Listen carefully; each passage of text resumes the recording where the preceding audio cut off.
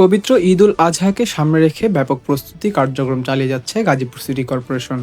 ঈদের দিন বিকাল থেকে মাত্র ১২ ঘন্টার মধ্যে কোরবানির বর্জ্য অপসারণের লক্ষ্যে প্রয়োজনীয় সব ব্যবস্থা গ্রহণ করেছেন গাজীপুর সিটি কর্পোরেশনের প্রশাসক শওকত হোসেন সরকার। প্রশাসক জানান, বর্জ্য অপসারণ কার্যক্রমে প্রায় ১২০০ পরিচ্ছন্ন কর্মী নিয়োজিত থাকবেন। নগরবাসীকে পরিচ্ছন্ন পরিবেশ উপহার দিতে দিনরাত কাজ করবেন তারা। পরিচ্ছন্ন কর্মীদের জন্য ২ বেলা খাবারের ব্যবস্থা, ছুটির দিনে কাজ করার জন্য অতিরিক্ত মজুরি এবং প্রত্যেক কর্মীকে ৩ কেজি করে কোরবানির মাংস প্রদানের ঘোষণাও দেন প্রশাসক। এরপর গাজীপুরের কেন্দ্রীয় ঈদগাহ মাঠ পরিদর্শন করেন প্রশাসক।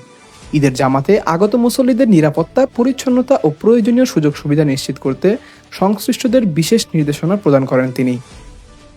ঈদকে ঘিরে গাজীপুর সিটি কর্পোরেশনের এই প্রস্তুতিতে স্বস্তি প্রকাশ করেছেন নগরবাসী।